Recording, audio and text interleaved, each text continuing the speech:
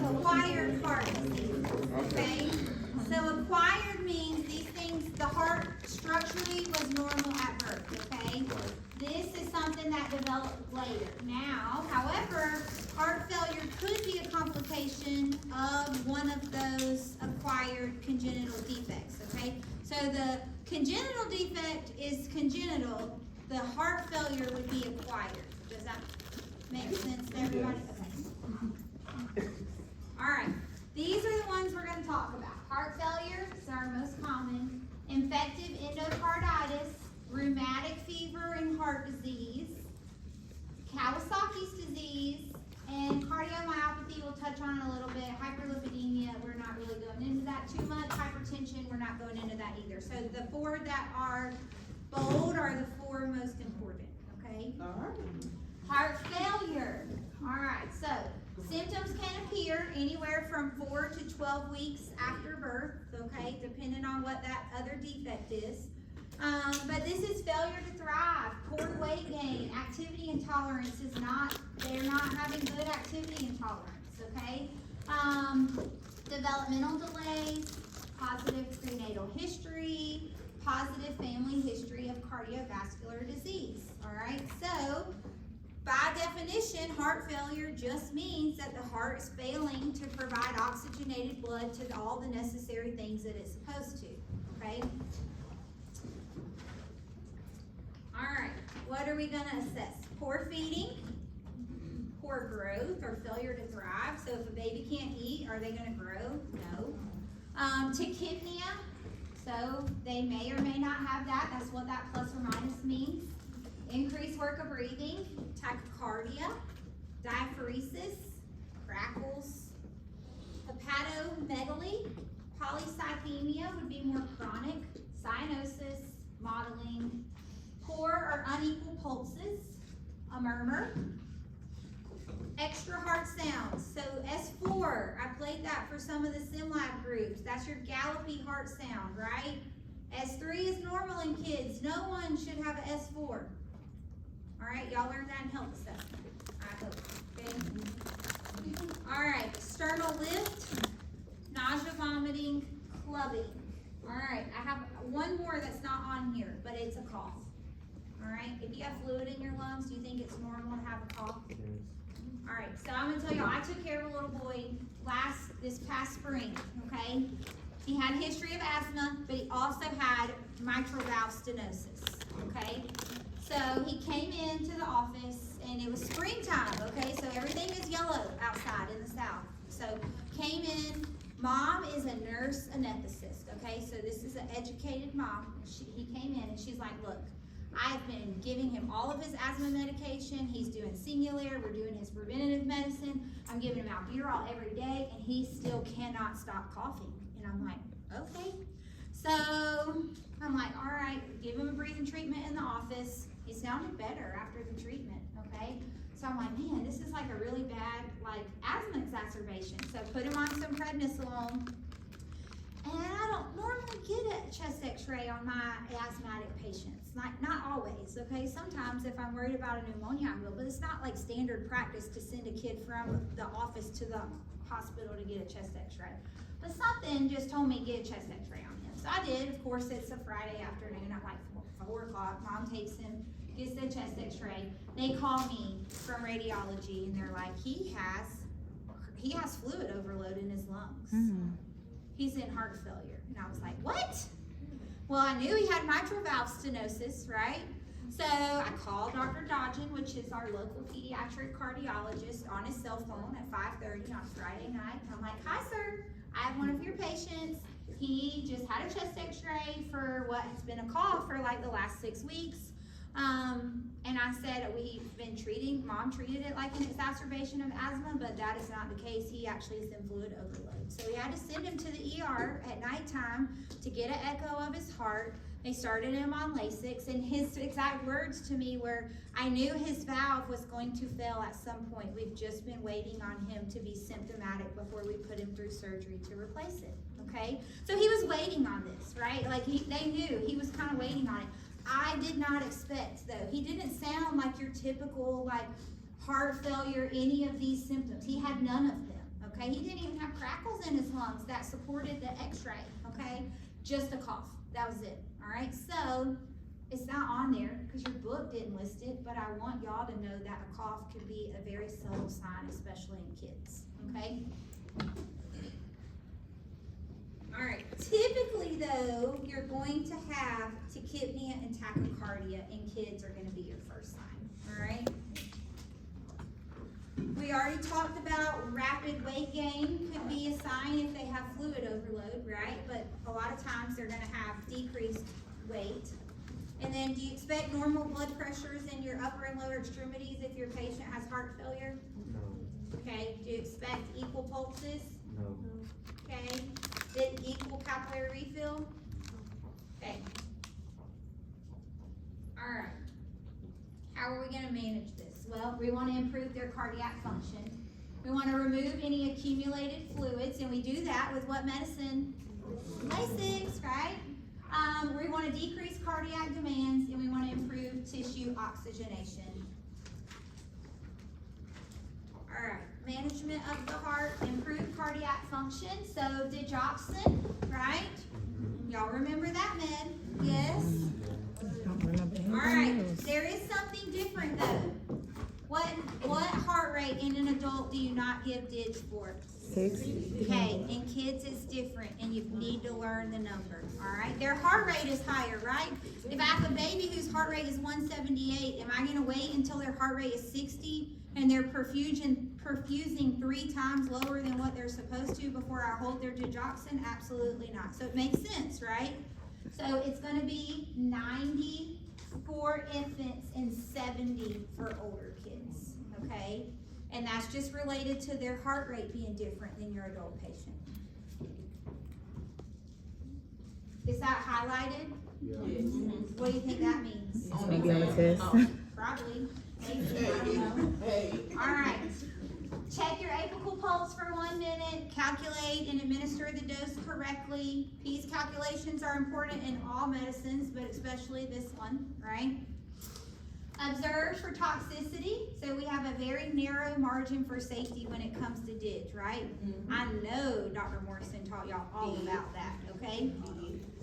Nausea, vomiting, anorexia, bradycardia, dysrhythmias, parental teaching. So we want them to show us that they know how to administer the medicine, okay? If their kid spits it in their face, are we gonna tell them to give them more? We're gonna tell them what they have. What y'all think? Force it. Blow in their face when you give it to them. Hold their If nose. they try to give it to them and they squirt it in their mouth and they spit some of it out, are we gonna tell them to redose them? No. Okay? We are going to tell them how to administer it, right? Okay? You can, there's a lot of kids that will spit medicine in your face, but if you slide it down the back of their throat just the right way, I promise you they won't be able to. Just hit them in the Okay. throat.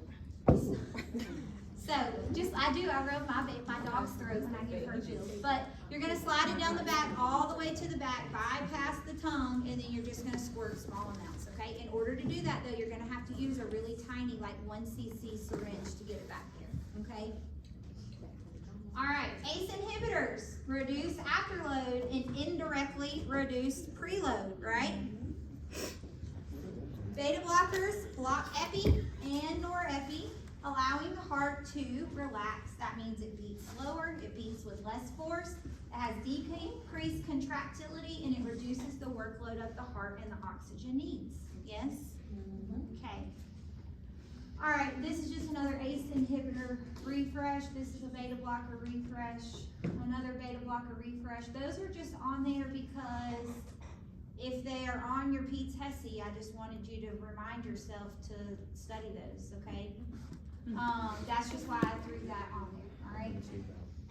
If you know what those medicines do, then you probably don't need to worry about studying those. I'm pretty good at that. All right. You got a question? Okay. You got a question? Yes.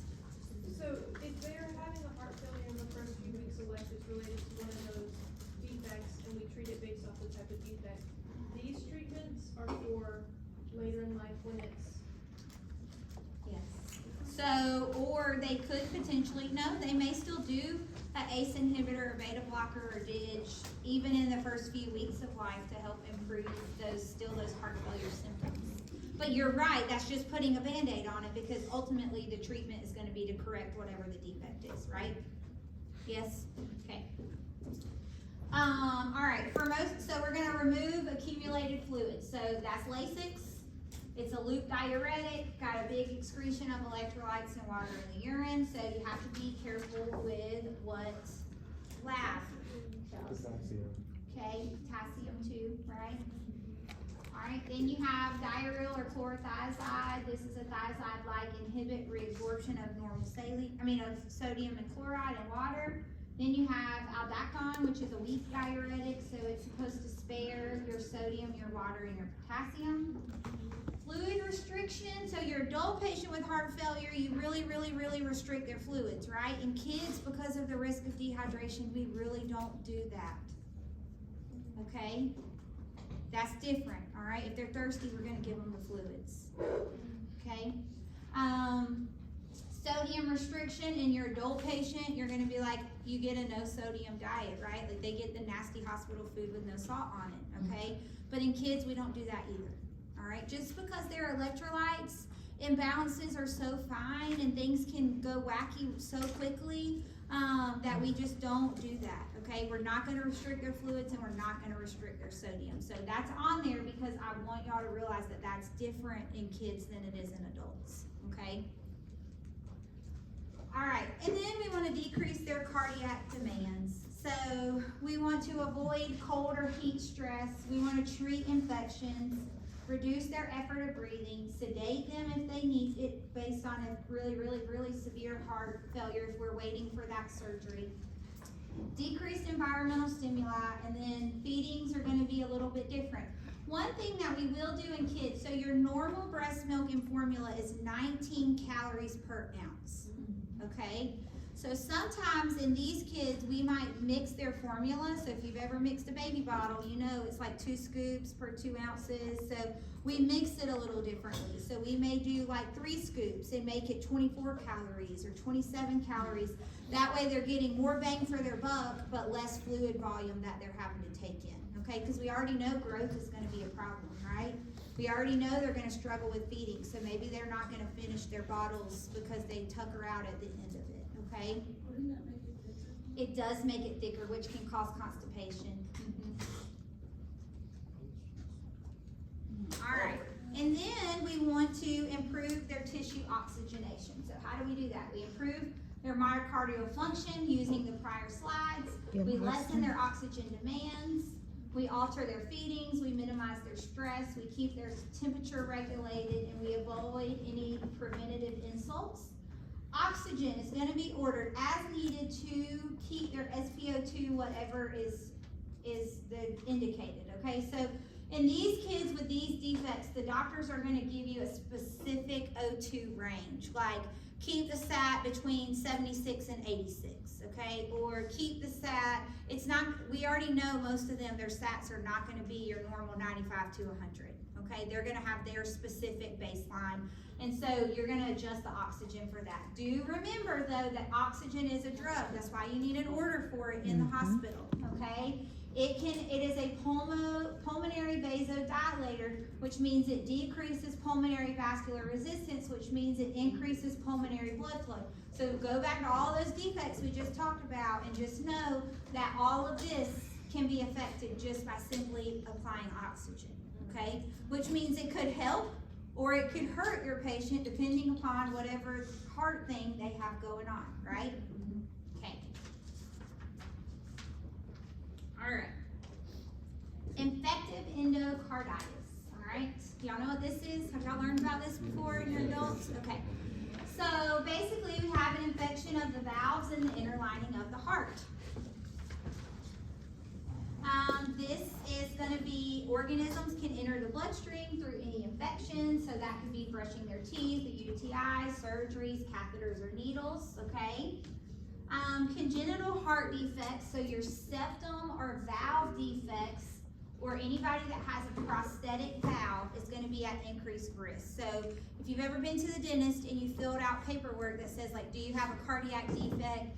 Do you require SBE prophylaxis? So these patients actually take antibiotics before they even go get their teeth cleaned at the dentist, okay? Because when they're scratching your teeth, you already have bacteria in your mouth, and then when they're scratching your teeth with metal causing them to bleed, then obviously you can get, that bacteria can get in your bloodstream. If you have a septum or a valve defect, or if you have some kind of fake valve in your heart, then that bacteria can adhere there, which can cause you to get infective endocarditis.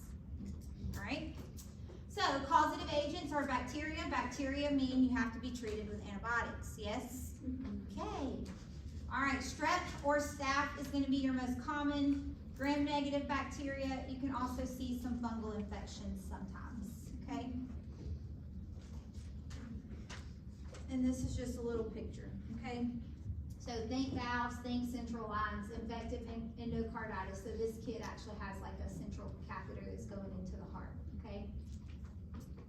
All right, clinical signs and symptoms. So they may have an unexplained low-grade or intermittent fever, anorexia or weight loss, malaise, a new murmur, dysrhythmia, a congenital heart failure, findings that are caused by emboli, so they can have the splinter hemorrhages, which are these like little lines right there on the fingernail. The oral mucosa petechiae, so this mouth here has like little red dots on it, so just like the petechiae that you see like on your feet, those are like the little busted capillaries. This is the same thing, okay? Osler nodes are gonna be these red tender nodes that are on the pads, so they kind of look like little red dots on the pads of the fingers and the thumbs. They are painful, okay? And then you have the Janeway lesions, which are painless, but they're little hemorrhagic areas, so again, looks kind of like a little busted blood vessel. And then you have the Roth spot, which is a retinal red spot with a pale center, so that's going to be like here with the little pale center, okay? All right, so how do we treat infective endocarditis? So these patients are getting IV antibiotics 2 to 8 weeks, okay?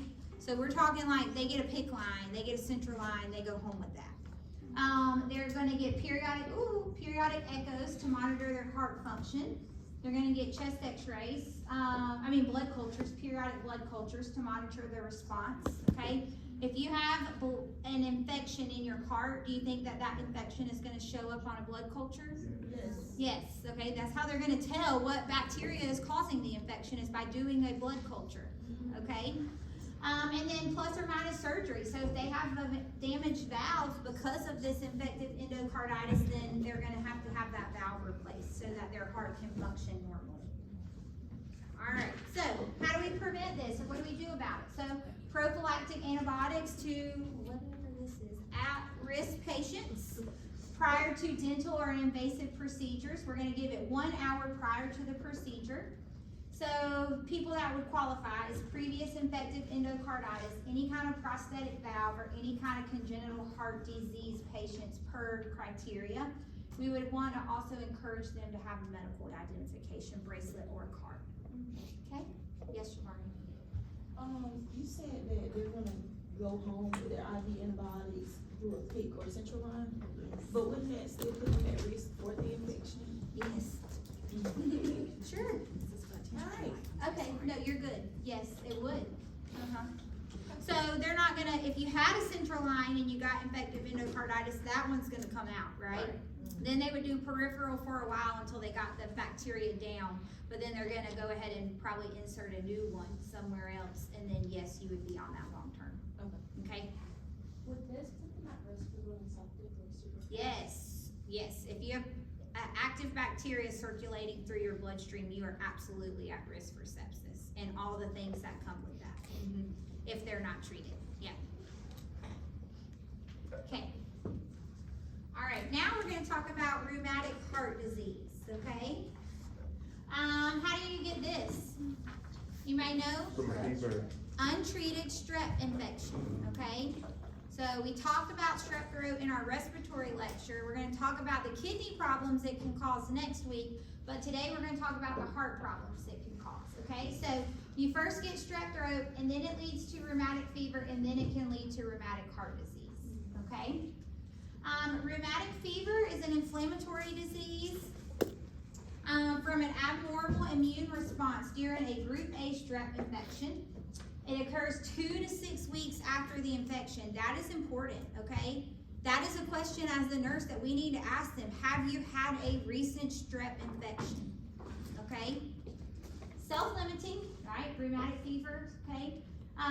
It does affect your joints, it affects your skin, it affects your brain, it can affect your heart or your serous surfaces.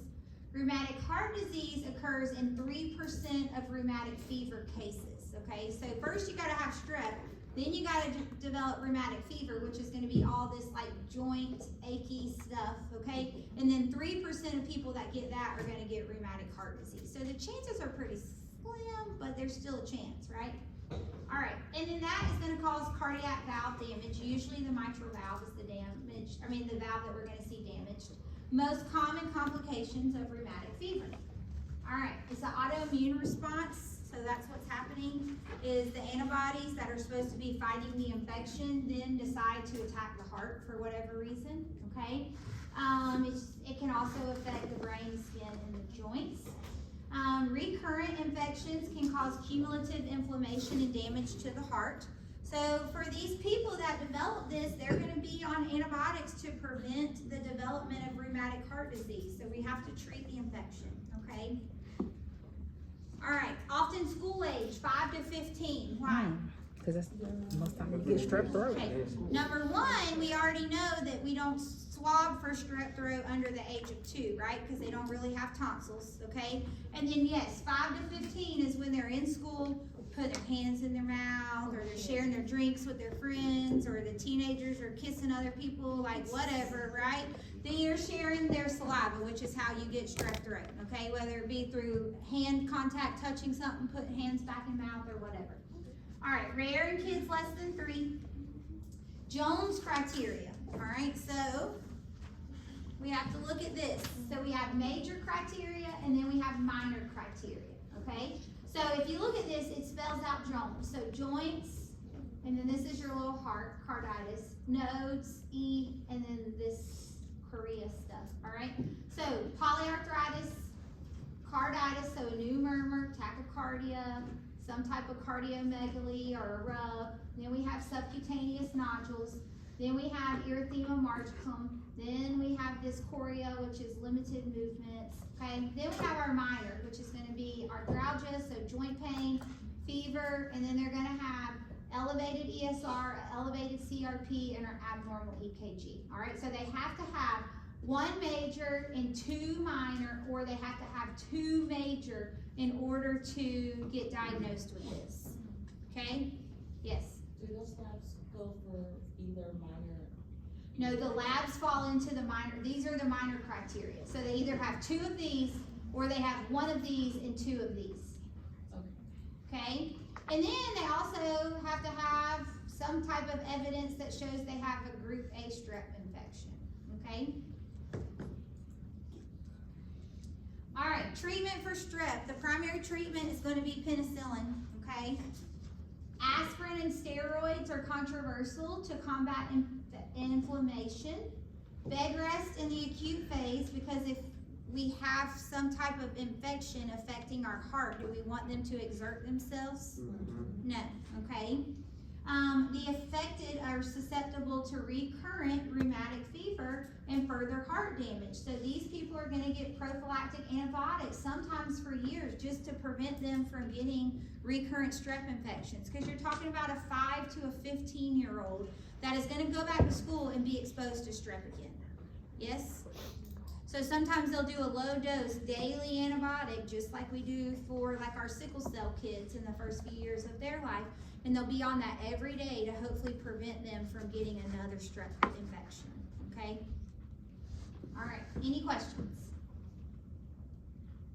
All right, now let's talk about Kawasaki's disease.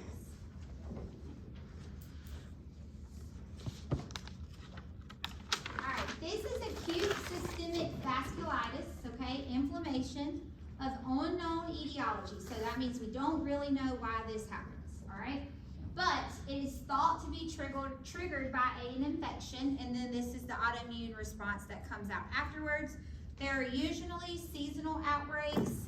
75% of cases, the kid's gonna be less than 5 years old. Without treatment, 25% of kids are gonna develop coronary artery dilation and or aneurysm formation. Okay, so their heart was normal. Some kind of autoimmune something happened and now they're gonna have long-term heart complications, okay? This is the leading cause of acquired heart disease in kids. So what are we gonna do about it? All right, first to diagnose it, this is what we're gonna see, okay? This is based on their clinical findings. It's gonna be supported by their lab data. So fever for 5 days, okay, plus 4 out of 5 of the clinical criteria. So extremity changes, they're gonna have erythema, they're gonna have desquamation of hands and feet, it's gonna be acute, and they're gonna have some redness. So what that means is they're gonna have redness, they're gonna have peeling, and they're gonna have edema of their hands or their feet. Then they're gonna have bilateral conjunctiva injection without exudate. So their eyes are gonna look like they have pink eye. The whites of their eyes are gonna be bloodshot red, but there's not gonna be any pus draining out of them, okay? If you have ever had a kid that had pink eye, you know that it's just like, you're just constantly wiping goop out of their eyes. This is different, okay? Their eyes are so bloodshot red, okay, but there's no pus draining from them, all right? Then you're gonna have oral mucosa membrane changes. So their lips are gonna turn bright, bright red, and their tongue is gonna look very strawberry tongue. So you know how strawberry is very red, angry, bumpy looking? That's what their tongue is gonna look like. It's gonna be very red, and the kind of all the bumps are gonna be on there. All of your taste buds are gonna be real swollen and kind of inflamed looking, okay? This is a very like classic presentation. If you've ever seen a kid with that, like now I can walk in a room and be like, ooh, they have Kawasaki's disease. Like I can just look at them and tell, okay? Then they're gonna have a polymorphous rash. What does that mean? So it's gonna be a red kind of papular rash, but polymorphous means it can move, okay? So it might be in one area and they get better there and then move to somewhere else, okay? But they have a rash. And then they're gonna have cervical adenopathy, all right? So that means lymph node swelling of the cervical lymph nodes, okay? All right, now, Is that the one? that is the rash, and then you can see the kid's cheeks here are real red looking, but the polymorphous means the rash can move. So it might be in one place, and then it might go away there and show up somewhere else, and so it kind of moves around the body, okay? All right, incomplete Kawasaki's disease can be diagnosed with fever with fewer clinical criteria. So what that statement means is, if they look like they have it, we're gonna treat them like they have it, okay? So if it quacks like a duck, we're gonna call it a duck, all right, kind of thing. So if they look like they have this, even if they only have 3 of the symptoms instead of 4, we're still gonna call it this, okay? Now, clinical diagnosis. So lab work is supportive, but we do not rely on the lab work to help us diagnose. So that means they could have all of those symptoms and their lab work might be completely normal, and that does not matter, okay? They are going to get serial echocardiograms, which are ultrasounds of the heart, because they have got to watch for this coronary artery to dilate, okay? What's the aneurysm at risk for? It's rupture, right? It's like a balloon in your artery. So if a kid has coronary artery aneurysm, they are at risk for that coronary artery to rupture, yes? Okay. So these are the lab findings you may or may not see. So elevated white blood cell count, elevated SED rate, elevated CRP, anemia. What should their hemoglobin be? Is it at 40 something or something? I think it's like 40 something percent or something. Yeah, around like 12 to 16, right? And then your hematocrit, that times 3, yes? Okay. It's okay, I'll give you the lab values, don't worry. All right, low albumin levels, low sodium levels, thrombocytosis, and then elevated, these are just like inflammatory markers down here. All right, so there are 3 phases. We have the acute phase, which is a sudden high fever. This fever is unresponsive to Tylenol or Motrin, okay? So this kid has a 102, 103 fever. Mom and dad give Tylenol or Motrin. They give the right dose for his weight or age, and the fever does nothing. It doesn't respond, okay? That's a sign of this too, all right? This kid is so irritable, y'all. Like, I mean, screaming non-stop, okay?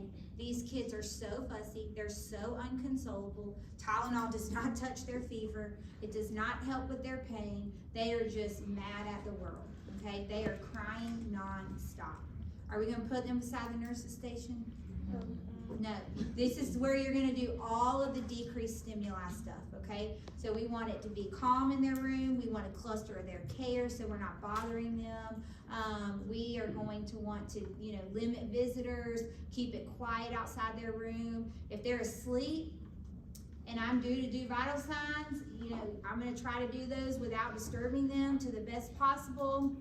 I had a patient last week and she came in and she was like, he is acting so bad. He'd been in the hospital for 3 days, okay, for rhinovirus. And she's like, he's been horrible since we got home. And I was like, well, he probably didn't sleep in the hospital. And she was like, I didn't think about that. And I said, sometimes kids just act up when they're tired because their body, they're just irritable. And she was like, I didn't think about that. And I said, I'm sure y'all didn't get much sleep.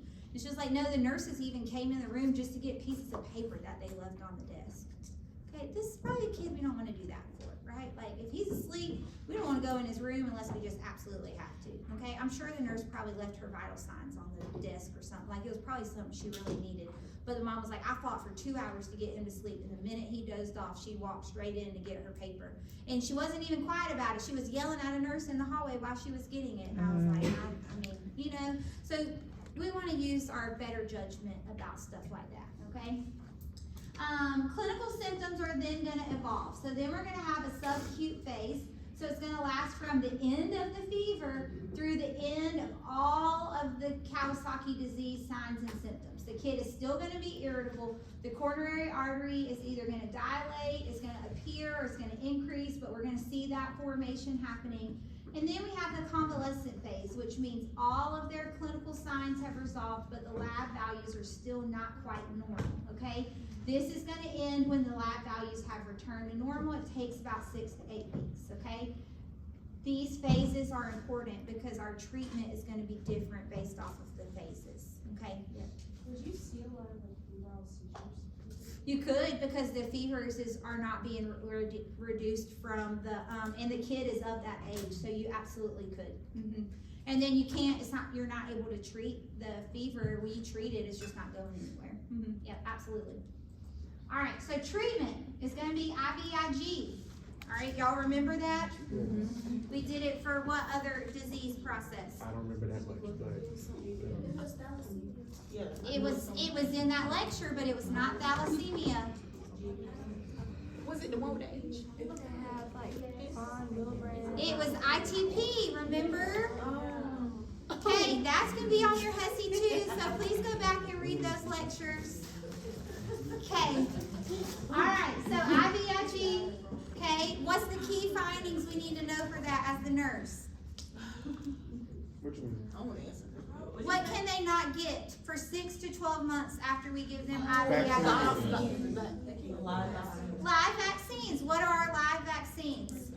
MMR. MMR and varicella.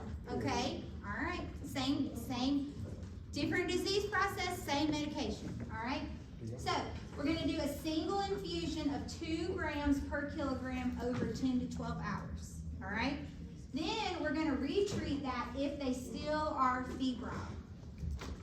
All right. We're treating this like a blood product, right? IVIG comes from blood. We're going to treat it like that. So you're doing all your consent stuff, your frequent vitals, you're monitoring for allergic reaction, you're administering it the exact same way you would do a packed red blood cell transfusion, all right?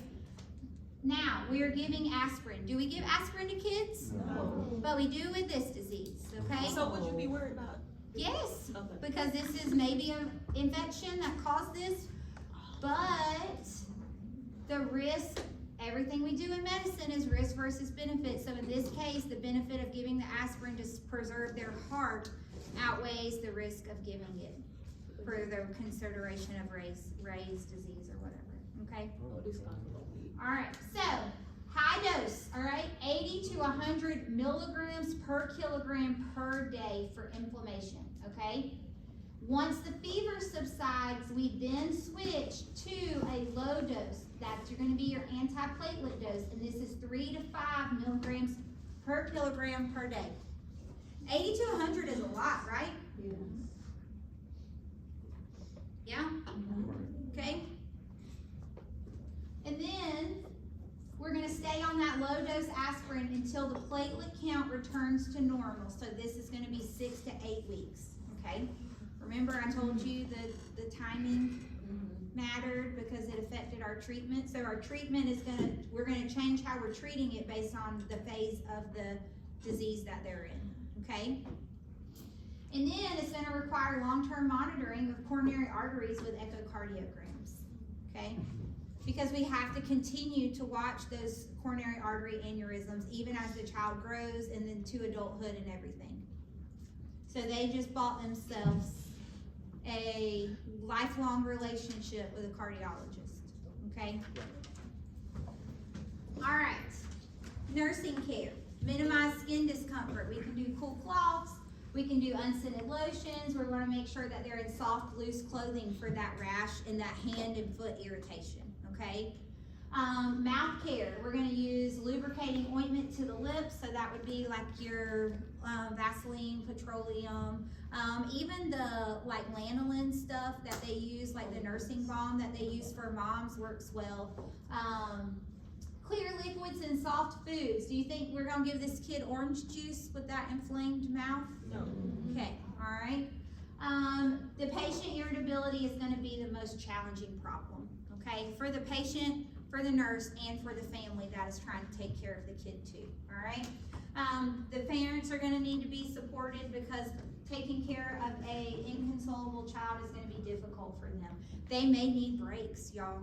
Okay, if you've listened to your kids scream for long periods of time, even a normal person with stable mental health has a breaking point, okay? Like, I'm just saying that. My first had colic, and I would never do anything to hurt her, but there were some days where I laid her in her crib, and I had to go take a breather outside for just a minute. Like, I just needed 2 seconds of peace and quiet, okay? She was safe in her crib. She wasn't going to die. She couldn't roll off of anything. There was nothing in there to hurt her. Like, she could cry in there just fine, okay? So, I'm just saying, if you're not a parent that's dealt with a fussy kid, like, everybody has a breaking point. So, maybe as the nurse, we go in and say, hey, why don't you go downstairs and get yourself a Coke and, you know, a snack, and I'll sit in here and watch your baby for you while you go do that, okay? Because they're going to need times to get away from that child who is literally crying 24/7, okay? All right, discharge teaching. So, irritability can persist for up to 2 months. Jesus. Peeling of the hands and feet is going to be painless, but it can occur in the 2nd and 3rd weeks, okay? The arthritis, especially the larger weight-bearing joints, can persist for several weeks. Passive range of motion exercises, warm baths, things like that are going to help soothe that, okay? Live immunizations. This is our MMR, and our varicella should be deferred for 11 months, okay? 6 to 12 is what we're going with, okay? It's technically 6 to 11, but we're going to round it. After administration of the IVIG, okay? Decision to give the varicella vaccine while the child is on aspirin therapy is going to be made by the practitioner, okay? So even after they are off of their IVIG, right, because MMR, varicella are live virus vaccines, that even once that 6 to 12 months has passed, they still may be on aspirin, okay? So if we're going to give them the varicella vaccine, a lot of kids will develop a mild response, or they can have like a little mild form of chickenpox sometimes with that vaccine, especially if their immune system is weak, okay? So if we gave them aspirin with that, then what could we cause? Yes, okay, so the doctor's going to decide if they want to do that or if they're going to just choose to wait on that varicella vaccine until they're off of the aspirin completely, okay? All right, and then their temperature should be recorded daily for 1 to 2 weeks, and any recurrence should be reported, all right? Because if they start getting a fever again, we might have to readmit them for more IVIG. Yes, okay? And then this one is like really sad, but CPR teaching, because they have coronary artery dilation, so you wanna teach parents what to do if something should happen. And then lastly, keep all their cardiology appointments and echoes. That's very important, okay? Because we know that that aneurysm could rupture. All right. Now these are like, we're just gonna touch on some of these, okay? I think there's like one slide on each one. Cardiomyopathy is the abnormalities of the myocardium in which the ability to the muscle to contract is impaired. This is very rare in kids, okay? Most causes are either gonna be primary or idiopathic, which means there's a genetic cause, an infectious cause, deficiency states, or any kind of metabolic abnormalities. Could also be some type of collagen vascular disease, which is like a genetic condition. Secondary means that they got some type of toxicity in a medicine. They could have hemochromatosis. Did we learn that? Yes. Okay. Can cause cardiomyopathy. Duchenne muscular dystrophy. We learned that too, right? They can develop cardiomyopathy because the heart is a muscle. The more that it has to work, the stronger that muscle or the more dilated that muscle is going to be, right? And then Kawasaki's disease. We just learned that too, okay? Again, collagen disease is thyroid dysfunction. The treatment is to cure the underlying cause if that is possible, because in some of these cases, if it's congenital, it's not going to be possible, right? All right. Hyperlipidemia, okay? This is excessive amounts of fat in the blood. Increased lipids mean increased atherosclerosis, which can cause coronary artery disease. So usually their kids are going to be symptomatic in childhood, okay? However, the elevated cholesterol levels and the lifestyle things that contribute to those start in childhood. Yes? Okay? Mom driving through McDonald's every day, the kid getting used to drinking nothing but sodas and eating bad, unhealthy, fatty foods, that starts in childhood, okay? And then obviously those problems are not gonna probably affect them until adulthood, okay? All right, you wanna identify the risk and treat early. We screen all kids between 9 and 10, so pre-puberty, and then we're gonna screen them again between 18 and 24. In order to get a lipid level, you should be fasting, yes, okay?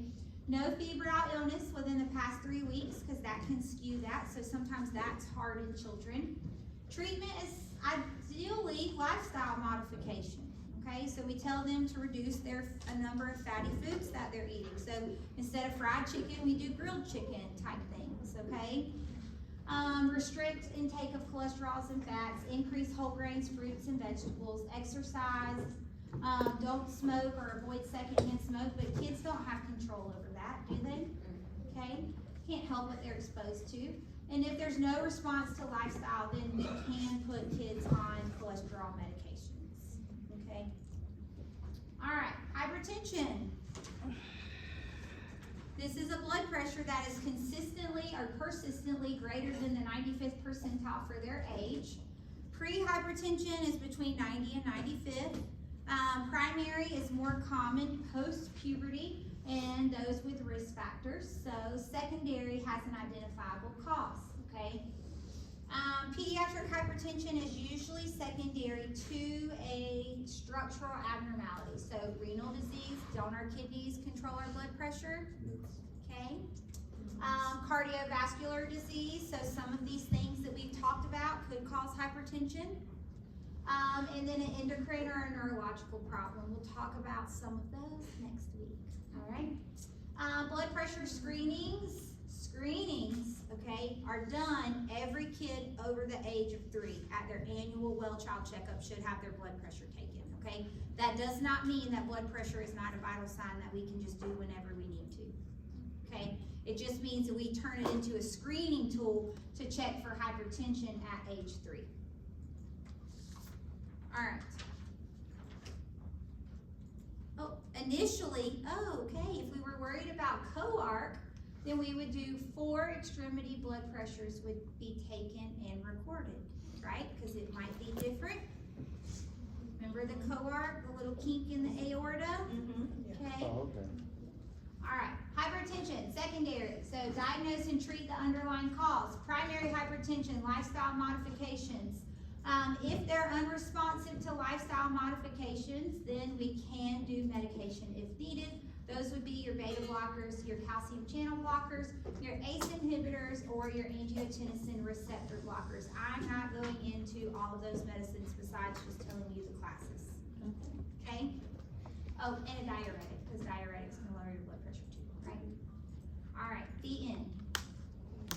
We made it. We made it with 2 minutes to spare. Woo-hoo. All right, any questions?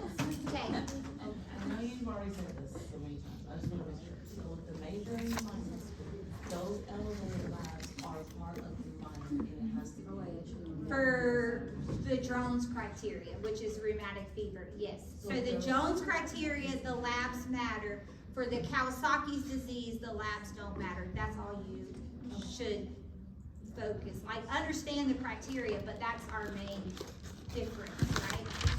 Okay. All right. Any other questions? It's a lot, right? Your brains are tired? Okay, it's okay.